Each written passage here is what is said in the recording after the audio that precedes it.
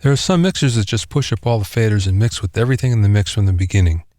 The theory is that everything will be in the mix anyway, so you might as well start with it all in as soon as you can. In this movie, I'm going to show you the advantages of mixing this way, and we'll look at an example of how this technique is done. The advantage of this method is that by hearing all the instruments and vocals, you're able to make an aural space for everything. If you insert one instrument at a time, you begin to run out of space, and frequently you have to go back to the beginning just to make sure everything fits in together properly. The downside to this is it might not have the power of the previous mixes. So the first thing is we'll just bring all the faders up. In this case, we have our subgroup faders that we're going to be mixing from just to make things a little bit easier. And we're just going to randomly bring our faders up here.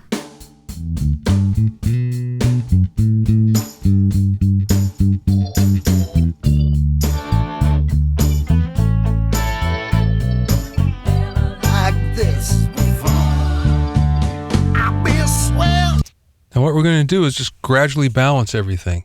And the downside of this here is that there's no particular rhyme or reason. Before we were saying, let's start at -10 on the kick or -10 on the bass or whatever instrument you might start with. In this case, everything is in, and we're going to rely on our intuition to kind of balance things. And this could work for a lot of people. If you're new, it's not really the best place to start from, but it's one way to do it, and I'm going to show you how.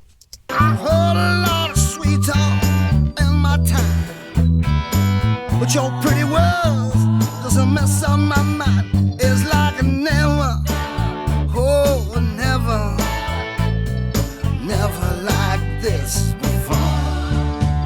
I've been swell, kept up all night.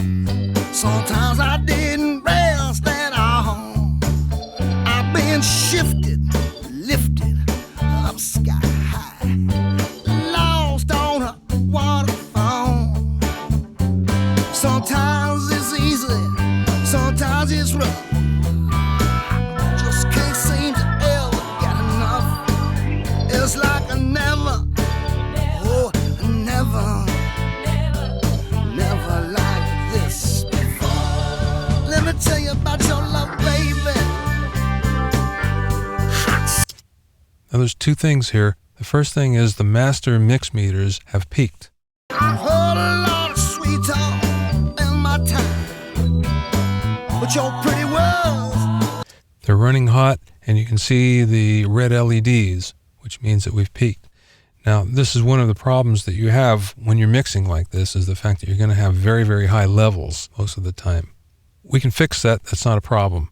First thing is to get rid of our overload LEDs and just click on them and they go away. And next thing is we'll just bring the master down a little bit so we won't have that problem.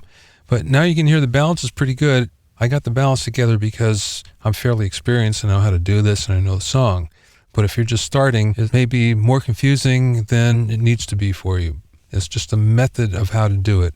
But really what I'm doing here is I'm concentrating first on the rhythm section, starting with the drums, then the bass, then really the vocal, and I'm trying to fit everything around that. Let's have a listen. I've heard a lot of sweet talk in my time, but your pretty words doesn't mess up my mind. It's like a never, oh never, never like this before. I've been swell, kept up all night. Sometimes I didn't rest at all.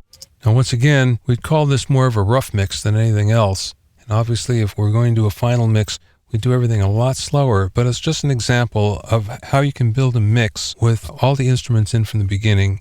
And once again, it's just a method that some people have. Not many, but some people do it this way. So that's how you build a mix with all the elements in from the beginning. But be aware that the mix may not have the same power as the other mix techniques.